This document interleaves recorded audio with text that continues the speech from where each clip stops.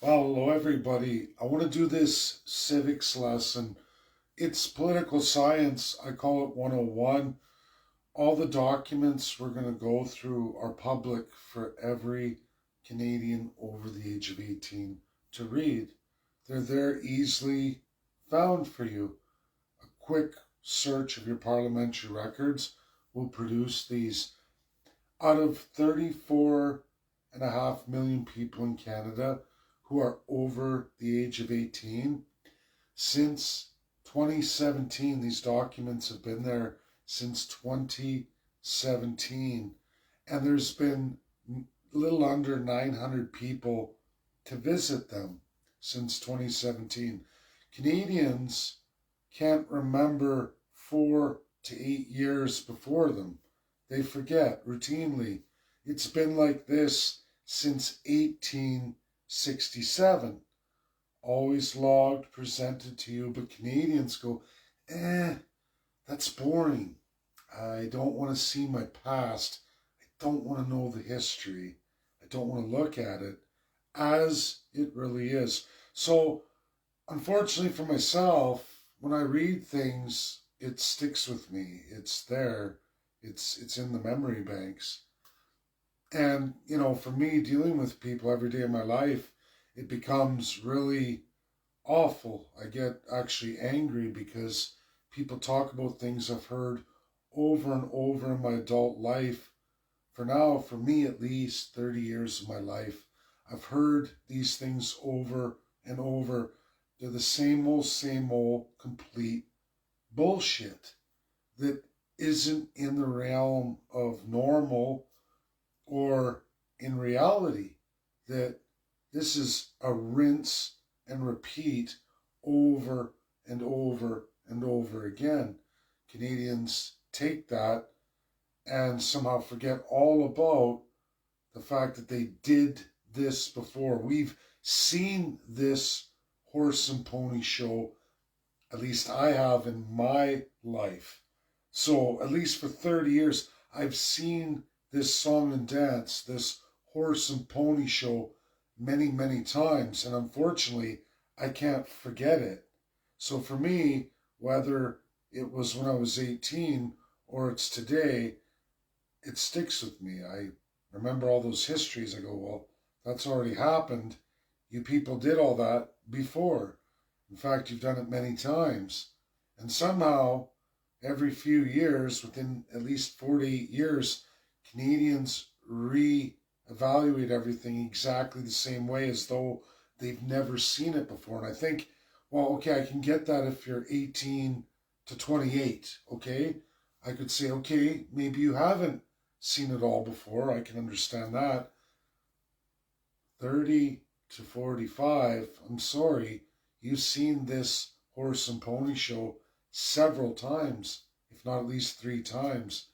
Um, Beyond that, 45 to 65, I have to say, you've seen this song and dance, this pony show, at least 6 times. So I don't understand how this is fresh to you or magically brand new, and somehow that all the other times you've lived through it didn't happen or don't compute. I don't understand that for a vast majority of people. Just like if you're questioning something, um, what you're seeing today, wouldn't a good place to start would be like, how has Canada looked throughout its entire history? Has this happened before? Could I go back to 1867, the day of Canada's inception, and go through all the cycles in political science? And is there a pattern? And you know what, folks? There is a pattern. Before I get into these slides, there's many, and we're going to go through them. I just want to hit some key points here. They're very important as we go through this. Canadians think somehow that independence or reform or making unions or alliances or all these things to fix Canada are going to work. And it's important to know, at least in academia, I went through this. It's very good for me because I'm a tradesperson. Folks who work in plumbing, boiler making, pipe fitting, anything to do with pressure systems. Can even get into all kinds of other trades. There's probably about 6 or 7 that get into that. But there's a thing called a pressure release valve. And for broken political systems, they're no secret to that. And it's gone through in academia right now in comparative law as I look at countries like Canada and others who are unable to change, who stay the same and keep rinsing and repeating. And one thing about the fools, the people being made fun of, or the joke of the institution, which is me, you, everybody, whether you believe you're awake or you're on some woke path or whatever narrative the Crown has led you on. The problem is that you're falling for the pressure release valve. These systems are old. These broken systems work because they have mechanisms of what are called pressure release valves, and they trick you into it every cycle. And this is a 15 to 20 year cycle where they know at least half the electorate may not have even seen it, or those who have seen it once or twice can still be bamboozled and will fall entirely into those pressure release valves. And unfortunately for me, I've seen it now in my life. In the last 30 years, I've seen the pressure release valve that everyone falls into. The pressure's gone, the system can run again, but it won't last long. The pressure's going to build up and it's going to pop again. But the same mechanism by which that's done in the broken system continues on, and the people still fall for it. They can't call the plumber, or they can't call the pipe fitter or the boiler maker, depending on the system. They just can't do it. They believe as long as the pressure releases, who cares? A little bit of damage, but the damage is accumulating. The system's getting more and more broken, and it's the people who rely on it who are going to suffer the most, not the people who built it and operate it and who are getting paid to do that. They're laughing all the way to the bank. They go, well, if these idiots are going to keep going, we can keep doing the same things and keep getting more money for a failing system, and it's going to cost the people more and more every cycle. And that's what's happened here with Canada, for not recent, or not just with the Liberals, which you Canadians, whether it was Liberal or Conservative or other, you do the same thing since day one that you do today without any kind of change. You scream your heads off at one group or the other. When you see the other group get elected, you go, oh, this is rigged. It can't be real. It's fake. And it's like, no, you've been doing this since 1867. You slide over here, you slide over there. When we get to the end of this presentation, I'm going to go through the latest poll of Canadians and what's important to them and what isn't important to them. It's important for Americans to see this, because when you're polled, when Americans are polled against Canadians on the same questions, Americans are massively in a majority the other way than Canadians.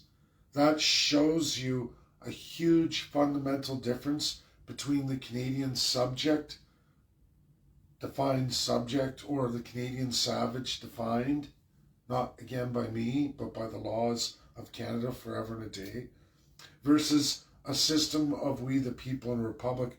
I want to go through in these slides why Canada, the 51st state, why we're having an unimaginable time getting an accountant. I want to answer that. Some people have hit the topic, and I wanted to wait it out this weekend in the final hopes. It's Sunday night here late. I was hoping, waiting on the clock, that maybe magically my phone will ring, or a text will come in, or an email will come in, and this is such and such accountant firm. We can do this in a last minute ditch effort to put something together just to have that on the ballot.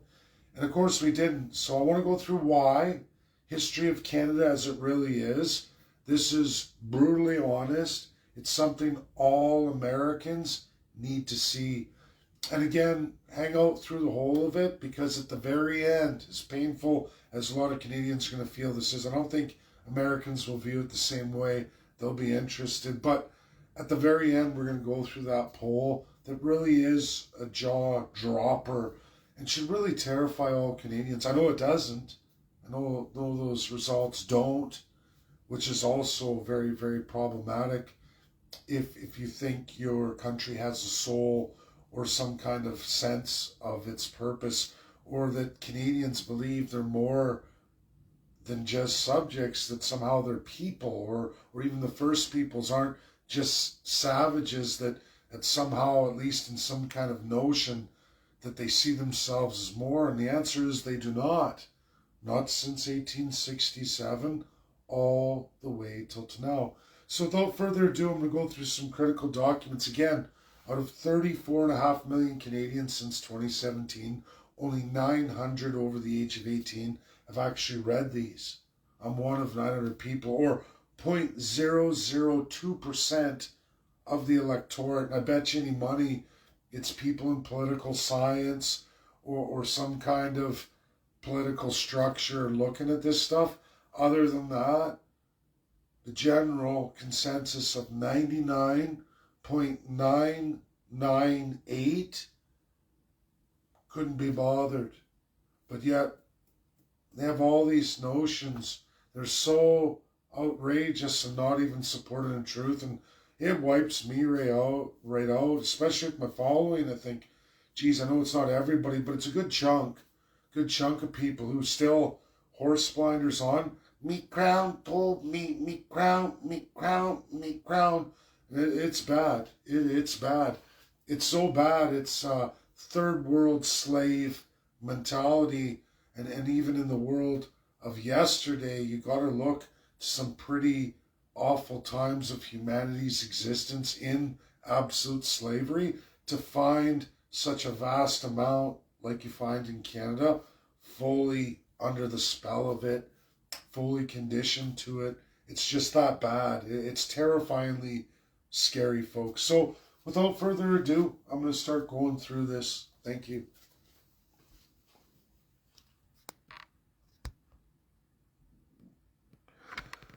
So I made this meme today. I added to it.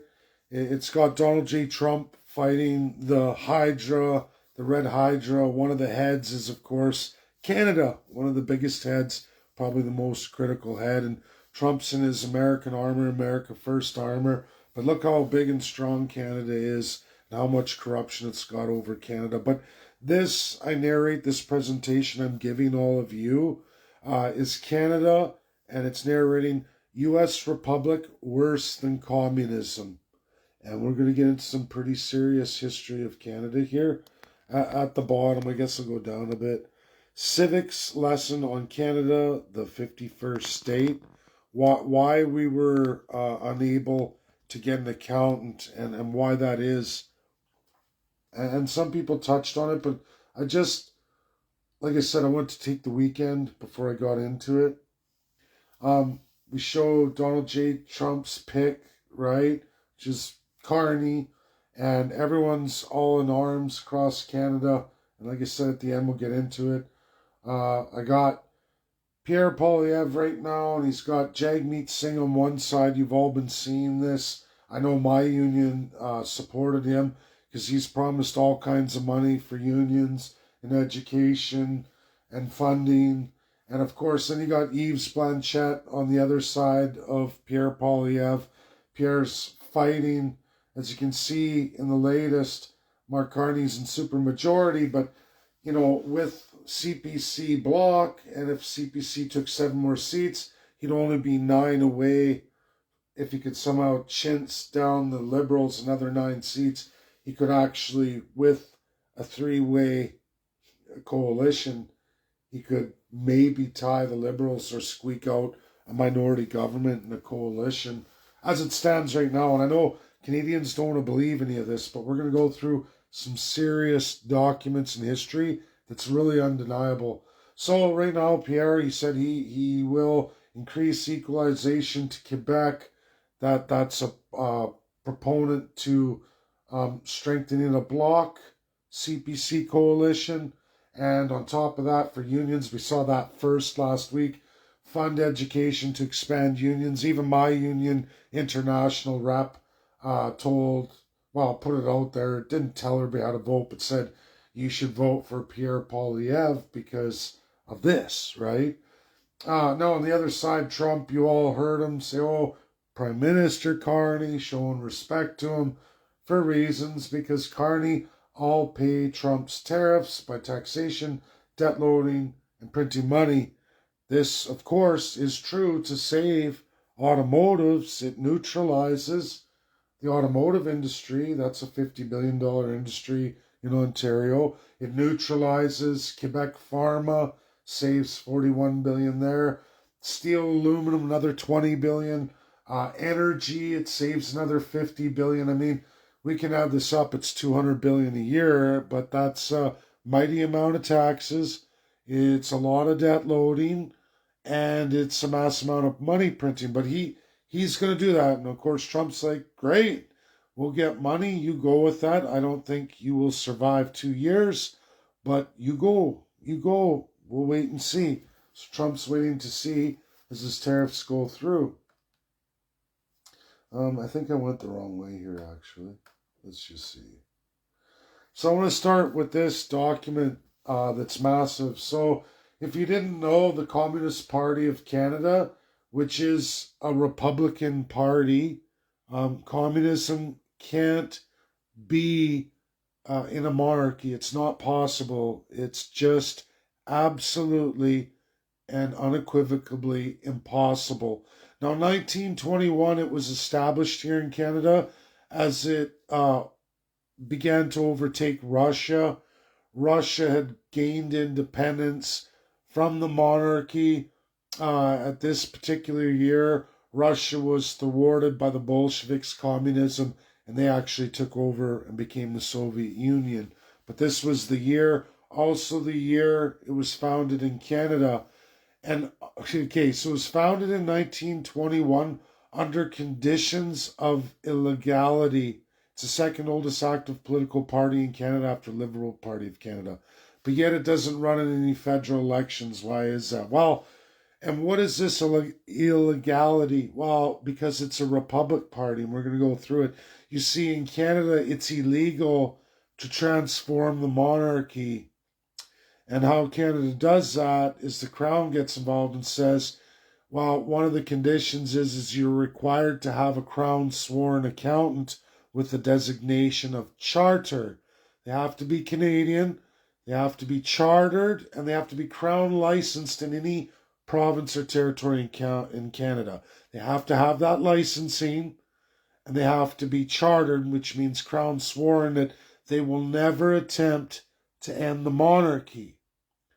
So, of course, Communist Party of Canada got registered, did all that, and we're going to go through what happened to them, but it was done illegally according to our Constitution and the laws of Canada. So that too, any going forward with any kind of republic, meaning America, is illegal. We, the people of America, in Canada's laws, is as bad, but absolutely worse than communism, because they did allow communism to remain registered. They just can't run in any elections, and we don't see them federally running in elections.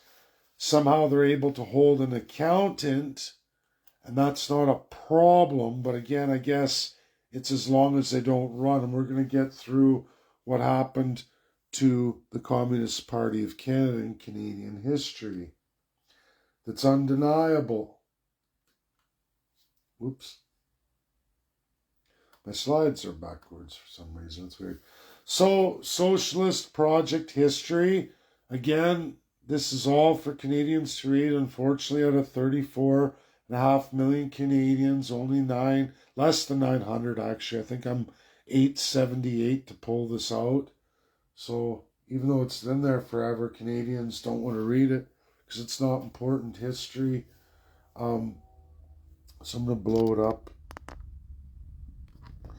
So on August 1931, a joint force of officers from the RCMP, the Ontario Provincial Police, the Toronto Police assembled in the Ontario Provincial Parliament buildings.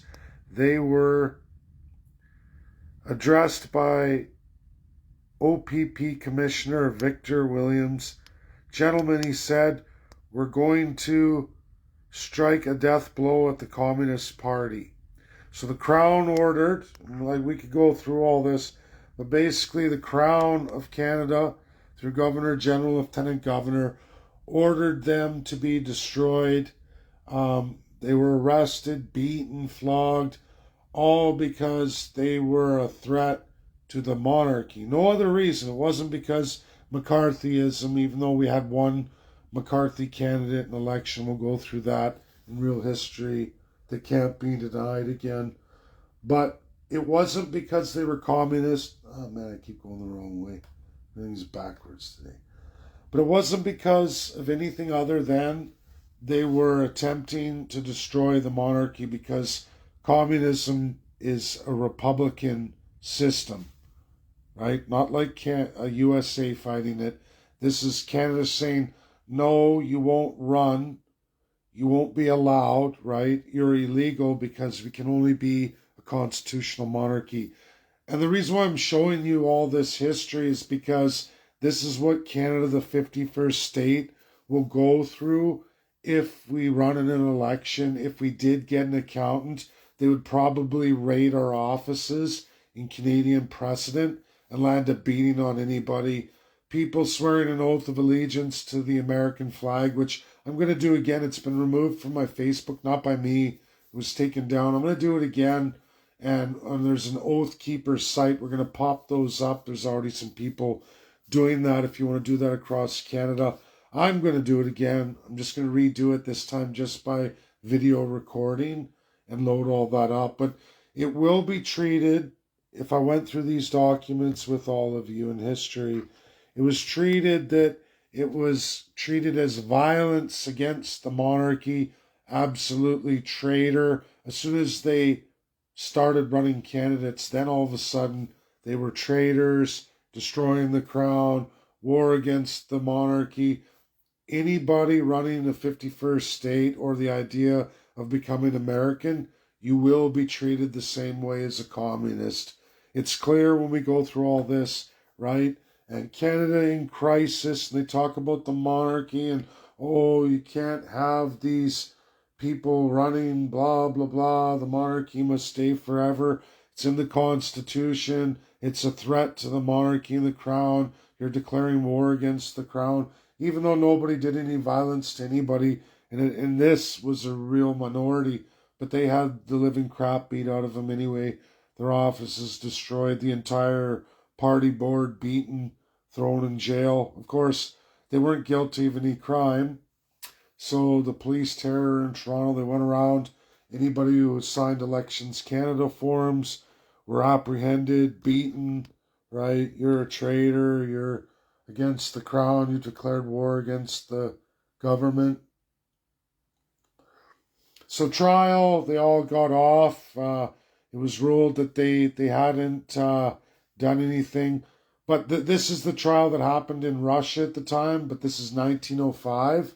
And it was the monarchy against the Republicans who weren't communists.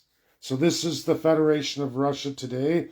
This is what Canada used as an example. This is Russia's emperor when they were a monarchy and what they did to them, right? And that's what Canada used.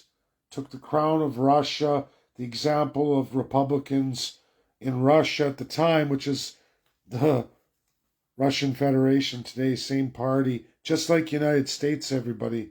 So this was the American-style Republicans, we the people Russians, and of course they were put on trial, right? And this is what Canada's government used as a precedent in 31 to do what they did to the communists. Now these weren't, this precedent's important because these are the we the people Republicans of Russia, not communists. So they're like the Americans of Russia, we the people of the United States. This was the precedent of what the crown in Russia did to American style Republicans. And it's what Canada used to prosecute, beat, and remove all the rights of the communists in Canada, the Republicans, even though they're communist. And we the people and communists are two different style of republics, but it didn't matter. The crown used the crown of Russia to deal with those folks in 1905. And of course, those folks only got stronger, and they had a We the People revolution in Russia, defeated the monarchy, ran the Russian Federation of We the People for a few years, and were destroyed post 1921 by the Soviet Union, the Communist Party of Russia.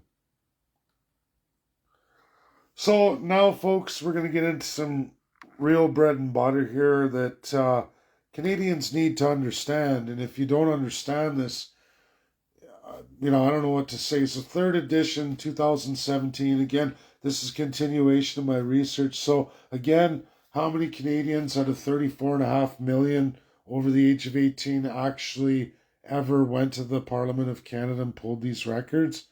Less than 900. I'm in the 800s. I'm the first one in a few months. But a 0.002% of the electorate. So with all the people who are online right now and whoever shares this after, you'll expand that. You'll expand that quite a bit. I don't think there's any education, not only the stuff I just showed you before in precedent law of Canada and what they'll do to anyone who loves America and wishes to make Canada the 51st state by legal means, that will be ruled illegal and that you'll be prosecuted if you got registered and you actually ran for office. And so those folks wondering why Donald Trump's gone the direction he has, well, this is why. And we're going to go through more. Why he's going with Carney, and even though Canadians don't know anything about their system or their past, Americans do. They look at all this stuff. They're not fools. And after tonight, none of you will be either. So again, this is Appendix 10, General Election Results since 1867. Members are elected to the House of Commons under different political affiliations. The nature of these political affiliations is varied with time, with several different affiliations having been represented in this House. A majority government is formed with the support of a majority of members, most often when the same political party holds a majority of the seats and the majority of the members share similar political affiliation. Most governments since 1867 have been majority governments. However, the general elections they go off a bunch of different years. It's not really super important, but not many. So out of so many elections, there's only been 1, 2, 3, 4, 5, 6, 7, 8, 9, 10, 11. Because I'm adding the 2 we just went through. There's only been 11 out of all our election cycles, which means 44 years since 1867 we've ever gone with a minority government. Only 11 times. And 2 recently with Trudeau's Liberals. So here's the first election in Canadian history. Conservatives won it in a majority. It was Conservative versus Liberal, Conservative and Liberal, which at that time, they're all pretty much the same kind of thing with little differences. Then there's the anti-Confederation. People who didn't want to confederate, they wanted to be all separate. They didn't want to confederate and become Canadian. 18 seats were won that way, but they were a minority and they were swept aside. So even in the very beginning, this idea that conventions were done that included everybody is a lie. We've already all known that. It doesn't mean Canada's a corporation or a myth or anything else. It's just that it was done by an elite and it was done by the British. Why? Because we were all colonies of Great Britain, and Great Britain said, we're going to make this country because this is the year that America just put itself back together after the Civil War, and they're looking to go to war. We don't want them to go north and defeat us and take Canada, so we're going to create the Dominion of Canada, make it a country, even though we're still going to rule it for all intents and purposes. And it's just to trick the Americans. We're going to make a constitution that at first glance looks like it has promise to be like America, but of course it isn't, and it never became that. And of course, not everybody bought it. There were the anti-Confederation folks, a lot of folks who wanted to be in America. Look at that. Hey, you know what's really funny? When you add up those numbers, it's exactly the same in 1867 as it's polled today. About 10%, hey? 10% of the population across Canada in 1867 wanted to go to the States, and they even ran 18 MP candidates. Look at that. Isn't that crazy? Day one, Dominion of Canada. That's 10% of the MPs who wanted to join the United States. Crazy, right? Just like today they say 10% of Canadians polled want to join the United States. So it hasn't even changed. We're exactly the same as we were in 1867. And absolutely, if you look at these numbers, it's exactly the same as it was just a month ago with Liberal Conservative. You see that? You see that? Isn't that neat? It's exactly the same. Nothing's changed since 1867 till right now in this April election 2025. Nuts, say you're exactly the same polling as you were before. Day one. Not one change. What do you think the results of everything in Canada are going to look like? You guys, why I'm doing this is because people are freaking out about, oh, it's impossible. The Liberals have a 4-term situation in government. It couldn't possibly be. This is outrageous. Is it really outrageous in Canadian history, or is that more people denying reality, denying history as it really is, denying the very real country you live in? Again, this should level a lot of people. There were that many pro-American join the Union on day one as there is today. That should tell you everything. But we're going to go through more. So that, I just showed you the first 4 years. That was Conservative. Here's the next 4 years. Hey, look at that. Wow. Another 4 years. Hey, what's this? Oh, Liberal. So we had 2 Conservative. Then it flip-flops. Somehow the whole population got real pissed with the majority Conservatives and said the best thing to do is go with a Liberal majority. So they did. Right? Flip-flop. 8 years Conservative. 8 years Liberal. Then Conservative. They got pissed off again. Sweeping back and forth. Like, right?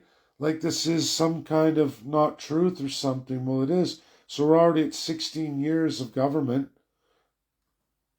Oh, there's another Conservative. That's 2 in a row. Look at that. 5th. Oh, another Conservative majority. 3 in a row. Holy smokes, we're already at 1887. Beat the hell out of the Indians, hung a bunch of people, shot a bunch of farmers, put down the Northwest Rebellion, built a railroad. Everything's going great. Whoa, that's 4 in a row. Holy smokes, and that's Conservatives. How is this possible? 4 in a row. 4 in a row. Can't be true. Can't be, is it? Wow. Were we at 28 years? And out of those 28 years, you had a 4 straight run of Conservatives. Hey, is there a 5th one, everybody? Nope. They finally got pissed off. Said, let's get rid of those corrupt Conservatives. They've been in 4 times. There's all kinds of corruption. Liberal majority. Look at that. Everybody flipped the other way again, right?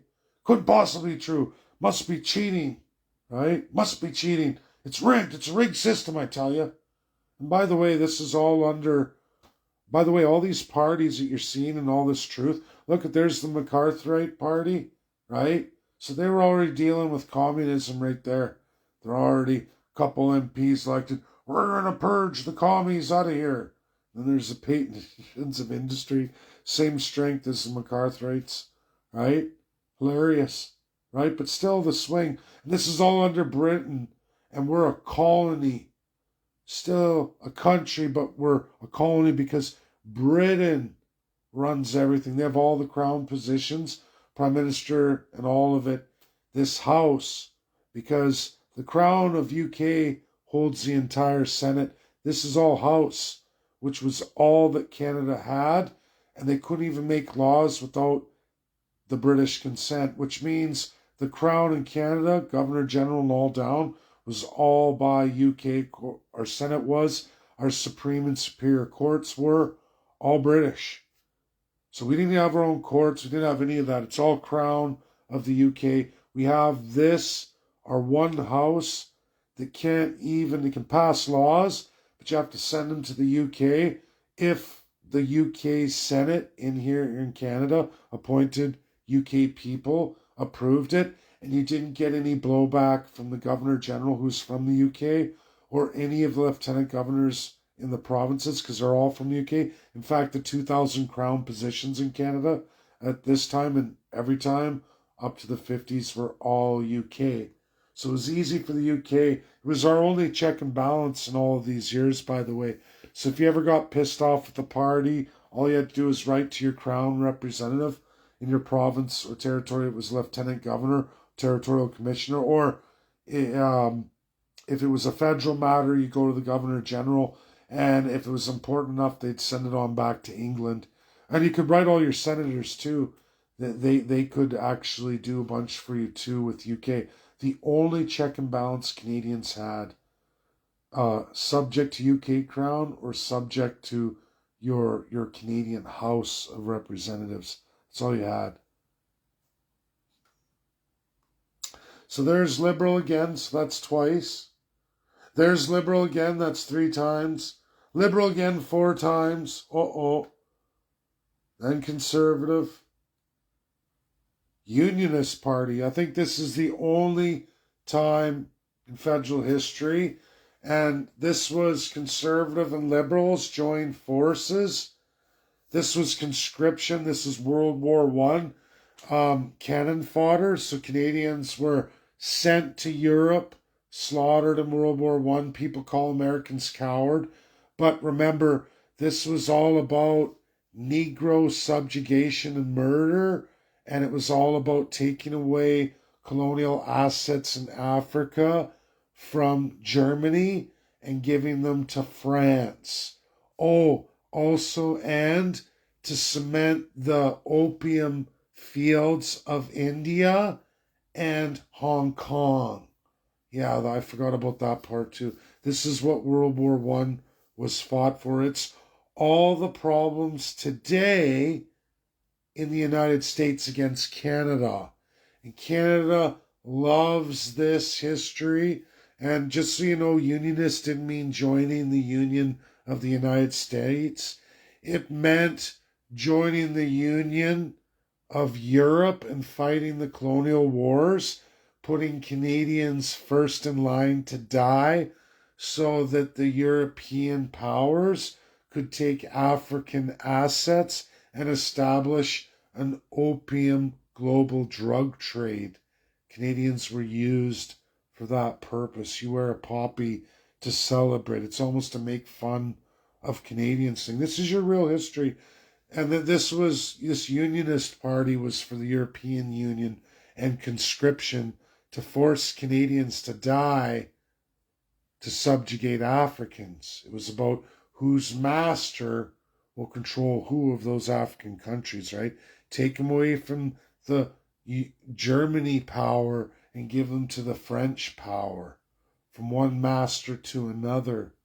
And Canadians were used as cannon fodder. And of course, global drugs, of course. So that war ended. We go back to a liberal minority, liberal majority. So that was 3. Then it's conservative majority, liberal majority, liberal majority, liberal majority. That's 3. Liberal majority. Holy Wow, that's 4. Drum roll. Boom, Liberal majority. There's 5. 20 years, folks. 20 solid years of Liberal majority. 20. Then we go, well, Conservatives had to break it. Introducing the Progressive Conservative minority. This was the conversion to we're a liberal conservative party and we have full control of the crown, right? So now conservatives, called progressive conservatives, you guys should all know that name, they have the crown of Canada. All crown positions in this time are absolutely Canadian. The crown has been transferred to the Canadian politicians. Canada holds its own crown. Crown lands, crown everything is Canada. We have progressive conservative majority, progressive conservative minority, that's 3. Then a liberal minority, all controlling the crown. Liberal, that's 3. Liberal 4, liberal 5. Oh my goodness, guys. Oh no, it happened again. That's 5. Progressives. Back to liberal. And this was Pierre Elliott Trudeau's time.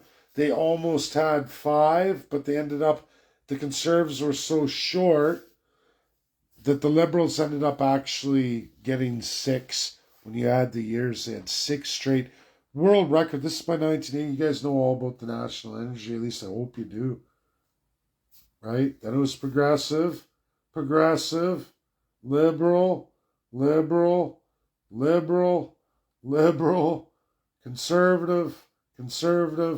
conservative, liberal. And then there's now the 2 liberal, and we might be going into a 4. So folks, going through all of that, did you see any change from day 1 to now in how the electorate goes back like a ping pong ball? Canadians are quite capable of voting 4, 5 times for a liberal or a conservative. Well, not conservatives, but liberals have been voted in 4 times over, many times, and even 5, almost 6 times in our Canadian history, in a row almost 6 times in a row. 5 twice, 4 many times, conservatives many times, 4. None of it's abnormal. And the flip-flop, bang, bang, back and forth has never changed since the British to Canadian. In fact, the parties, largely federal, haven't changed. Only the idea that we don't have a crown check and balance. We have 0 checks and balances in Canada. Whomever you elect has full autocratic reign. Completely nothing like the United States of America in any way, shape, or form. You give the crown to Prime Minister, whomever you elect, and they are the virtually, not only do they have the House under their control, they have total control of the Senate, total control of your justice system, full control of the military and police. We are beyond any measure of any other autocracy. We're way worse than Russia.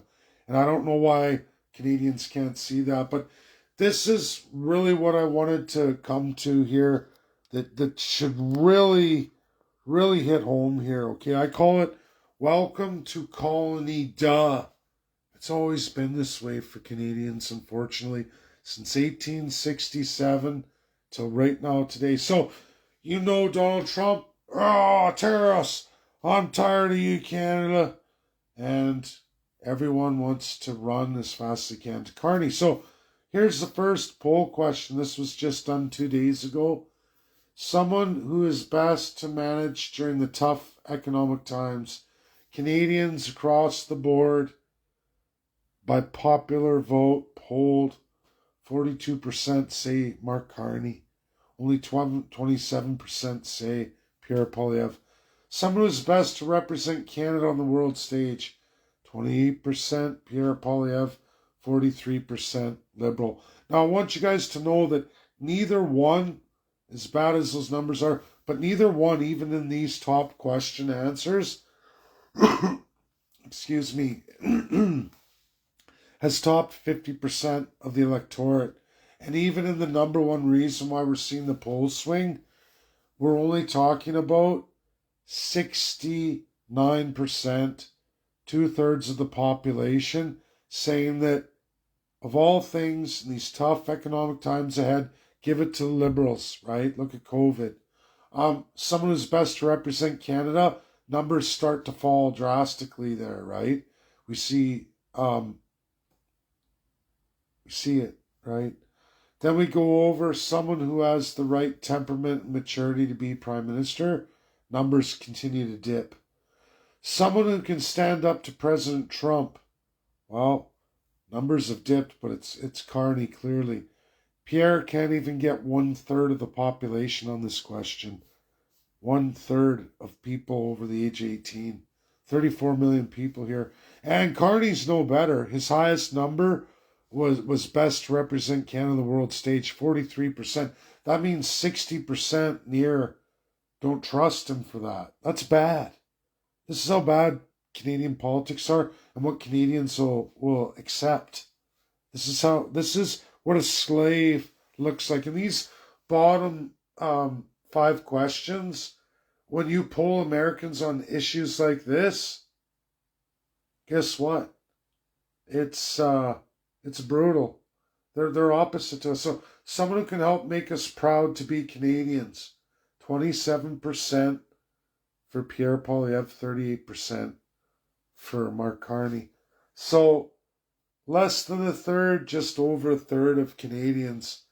Someone who can help us be proud to be Canadians, or make us proud to be Canadians. So no Canadian believes either of those assholes can do that, right? And they're running for prime minister, and people are voting. Someone you can trust. This is even worse. Both of them, less than a third of the Canadian population polled, believes you could trust either of these fucks, right? But they're still going to vote him for, lesser of two evils, right?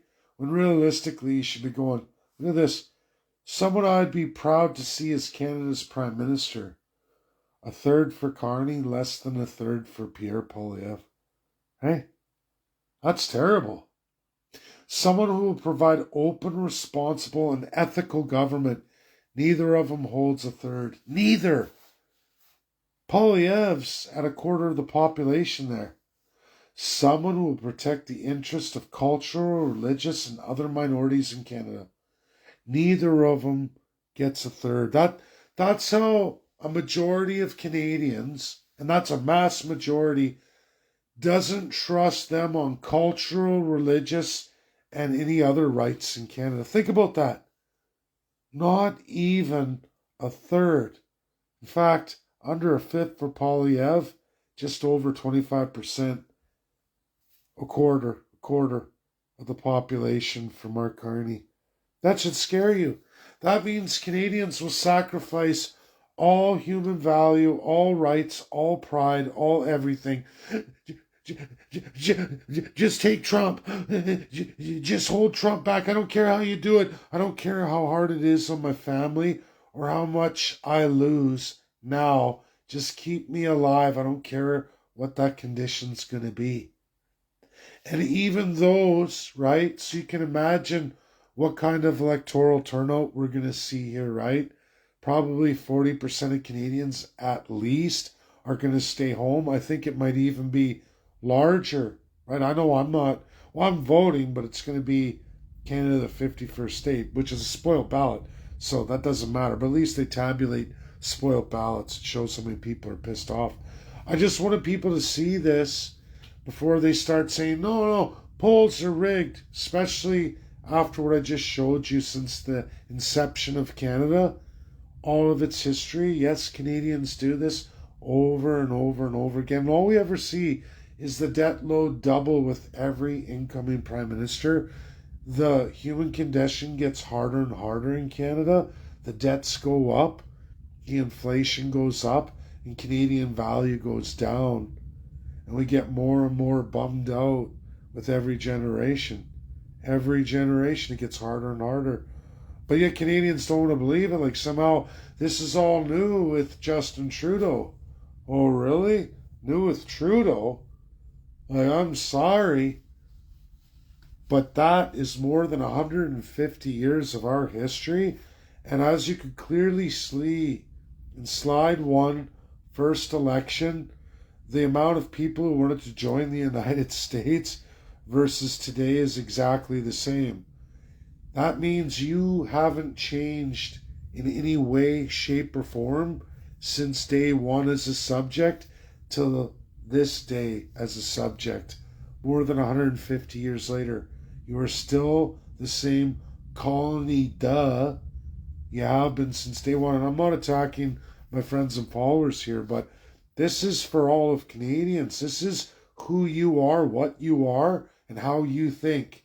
And you've thought the same way, you've behaved exactly the same way in a reciprocating saw style cycle, back and forth, forever and a day.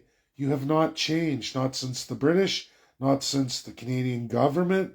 You do the same thing over and over, and you expect different results, but there aren't any different results.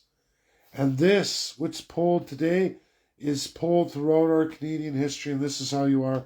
Oh, I know I can't trust him. I know he's a criminal. I know he's going to remove all my rights and freedoms, but I need to work tomorrow. It's like the field Negro from the speech of the grassroots, right? He puts up with it. Bare feet, rags. Oh, well, just going to put up with it. And then you got the house Negro sucks balls to the master, the more evil than the master ever could be. And this is your Canadian, because why? It's a slave mentality. It's a constitutional monarchy. You have not evolved or changed since day one. Sure, technology's changed everything else. Your mentality, your humanity, this system keeps you in a subjugated slave state. And you think you're free, but yet the polling shows you know you're not free. You even know it in massive majority. Right there, right? Your freedoms. You know in mass majority neither of those guys are going to give you any freedoms or protect you in any meaningful way in a sweeping majority. But you're going to vote for them because they're at least best to manage during the tough economic times ahead. Master, master, I need a job, master. Anything but the unknown. Anything but worrying about if I'll have freedom. I'll give it all away. Just keep it going. Keep me working as many hours a week with nothing. And my kids are more hungrier than ever. Pathetic, really. That's my video, A Truth of Canada. All of it. Undeniable. There's no cheating or radical anything. The only thing radical is that millions of people can be tricked and coerced in 2025. I could see 1867, the literacy rate, the education, but in 2025, with all this technology, all the ability to access information, it is just dumbfounding that Canadians in some kind of majority can't see the truth of this. That with all and everything available to you and all the power of education, you can't figure this out. Truly and epically scary. God bless everybody. Share, share, share. Terrific amount of education that no one's ever watched before. You should share it to everyone you know. At least have them watch it. It's undeniable. And it should really hit the core of people. You would think. But, oh, what can I do? I just got to go to work tomorrow. I just got to be a master. Give me the suckle. Give me the suckle. I need the biggest one, the dirtiest one I can find. I hate to say that, but it's true. It's why they call that slang Canadian. Canadians came up with the slang suckle. Why? Because we're a country of suckles. Slaves. Master mentality. Bye now.